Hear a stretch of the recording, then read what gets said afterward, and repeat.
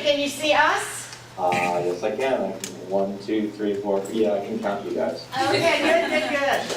Well, I am Paula Horvath. I'm the professor here. I'm actually standing off to the side. You don't see me. Yeah, I was going to say I don't see any. No, that's okay. But thank you for being with us today. I know you've been corresponding with Brittany, and she is one of our editors in this unique class we're putting together here. And so I'm going to let her introduce you, and then maybe after, you talk a little bit about stuff, we can get some questions and answers, because I know the students are extremely excited about asking you questions. Sure. I mean, if you want, we can even jump into that head first and, let the questions, serve how we got into the conversation rather than anything I might blab about. Go ahead, Brittany. Okay. So, I'm going to look around. That's good. So he can see you? Can you see me? Yeah. Okay. So, in this class, it's called Social Media for Journalism, and we're actually setting up a news bureau for an event in Jacksonville called OneSpark, and we're going to be doing all the social media related to OneSpark, but separate from OneSpark. So, if you could maybe give us some tips for starting a news bureau and different things that you've overcome. Maybe Good boy. Okay. I don't think we get a bit more specific than that. It's kind of a broad topic. Okay. Yeah, tell us, all the students have been reading your book. Oh, cool. Okay. I'll step back a little bit here too. And of course they're fascinated by how the news media has changed because of social media. Sure. And so what do you see as those changes? And, what kind of changes did you see on the ground in NPR as far as people's notions of what the social media was when you were discovering all these things in the Middle East? Right. Well, I came on board NPR, let's see, it was September 2006, and no one was even using the term social media yet. They were still calling it Web 2.0 and stuff like that. But prior to that, I used to run a nonprofit social network called the Digital Divide Network, and did a lot of work with online activists on a whole range of issues. So I've been very comfortable for a long time using the internet for online community building, community awareness, et cetera, et cetera. And then at some random chance, I had the opportunity to meet the head of digital at NPR, and she had learned a bit about the work I had been doing, and she thought it would be interesting to have someone like me on board. At that time, there were no people in newsrooms employed as social media staff or social media editors, so I was basically the first one to do this.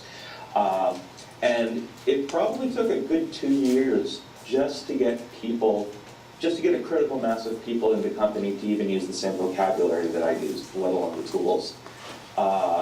Twitter was still brand new at this point. Facebook was evolving from a college-focused platform to a general use platform. But one by one, I was able to find allies within NPR who expressed interest in wanting to use these new tools. Sometime, I think it was 2008, I got one of our hosts, Scott Simon, on Twitter. He was one of the first broadcast personalities to go on Twitter and get very active on it. We even convinced Daniel Shore, who was, I think, 93 or 94 years old at that time, to come into the studio with us to record a piece about convincing him to go on Twitter too. And it was kind of amazing because he filed his very first news story in 1929. And then here we were talking about the pros and cons of Twitter. And I think, a lot of the way social media use spread at NPR was through a combination of word of mouth, as well as a lot of training.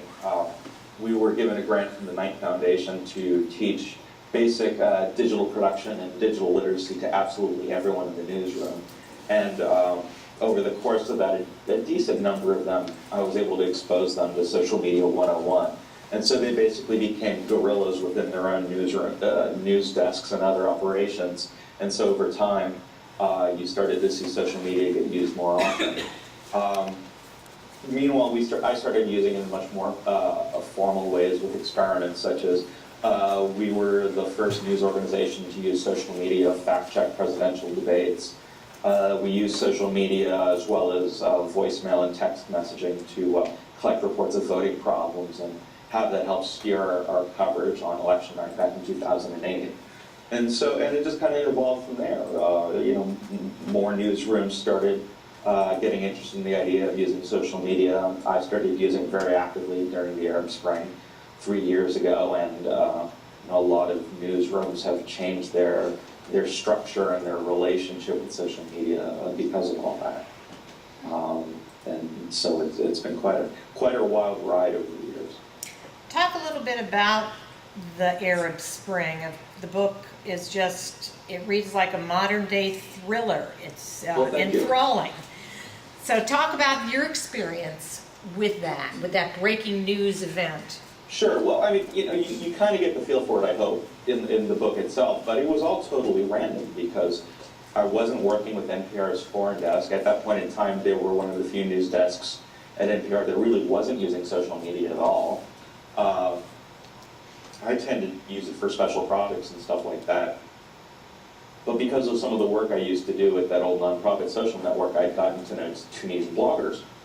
And we weren't close anymore or anything like that, but I still followed them on Twitter and read their blogs occasionally. And so in late December 2010, I started seeing them tweet about this place called Sidi Bouzid, where this young man had set himself on fire to protest getting harassed by local authorities.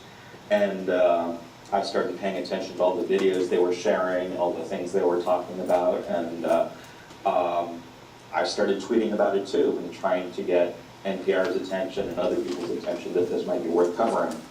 And next thing you knew, the president's running out of the country as fast as he can, and other protesters in other countries start putting out RSVPs for their own protests. And it basically exploded. Within a matter of weeks, there were half a dozen countries that were having uprisings and revolutions at the same time. And so I just stopped what I was doing and just decided to dedicate all of my time talking to people across social media, but using Twitter primarily as my platform to report back what I was learning. And it probably took about a month and a half before anyone at NPR noticed that I wasn't doing my job anymore. But like I tell in the book, one of our executives came over to my cubicle and leaned over it and said, "I don't understand what you're doing, but please keep doing it." And he cleared everything that was officially on my plate that I'd been ignoring, and he helped bring in some new team members to pick up the slack on what I had been working on before, and I basically was my own editor for the next 18 months with no other mandate except to keep on trying this stuff and see where it goes. Why Twitter? Of all the social media sites, Twitter technically would be the hardest one because you're limited to 140 characters as a news source. Why? In some ways, it's perfect because it forces you to be concise. Yet you have the luxury of including links to anything. I could link to a 2,000-word long-form story if people wanted to dive in deeper. Especially during a breaking news situation, you have to understand that I don't use Twitter primarily as a news wire. I'm not trying to tell people, this is the latest thing I've read from the AP or whatever wires. I'm asking questions. I'm using it as a chat room. And the faster I can engage people and the more straightforward they can be replying to me, the better it is. Facebook threads are often really great if you need people to do a deep dive and explain something. Especially ever since Facebook started allowing threaded discussions on pages and the like. But Twitter is often the natural way to do it. And also, in many cases, that's where the people. It's so much easier to find eyewitnesses to events on Twitter than it is on Facebook, simply because Twitter's search engine is so open and easy to use, whereas Facebook's is more complex. It's harder to surface stuff unless you're friends of friends of friends of someone or whatever. And so, if there's a breaking news story somewhere, if I had someone sitting in parallel with me trying to find sources on Facebook while I was doing it on Twitter, 9 times out of 10, I'm going to find the sources faster on Twitter. So I end up using Facebook for all sorts of other stuff instead. How do you determine what is a reliable source? Like, do you just use major news corporations, or how do you like, citizen journalists, how do you identify them as reliable? Well, you do your best to check out these people. Fortunately, social media leaves behind one hell of a paper trail. You can dig into their archives. You can see who they've been engaging with, who follows them, who retweets them, who favorites their stuff. There are all sorts of ways you can get a sense of a person when you discover their Twitter account. And then also I'll take a look at, it's always preferred, as far as I'm concerned at least, I always prefer to have people sending me media of some sort. So, a photo or a video clip or something, because those I can analyze. I can look at weather conditions, I can look for landmarks, I can look for all sorts of things that might identify where when it's taking place. Whereas if a person is just saying, shots have been fired here, and they're the only person saying that so far on Twitter, I have to be a little bit more skeptical. It doesn't mean I ignore it, but I have to be careful with it as well.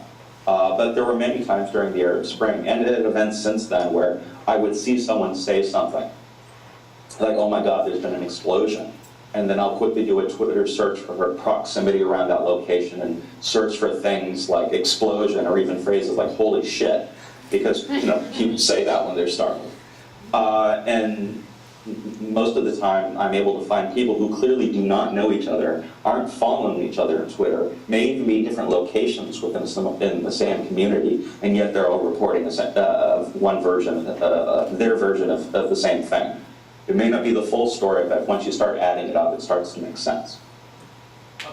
I'm sorry, I find that interesting that you search for that phrase, holy shit, and that was one of my questions, like, what type of phrases and things do you search for? Because it's not always like, if you see like an explosion, you can't just search explosion and find it. No, right. On the day of the Boston bombing, I found stuff by searching for what the fuck was that?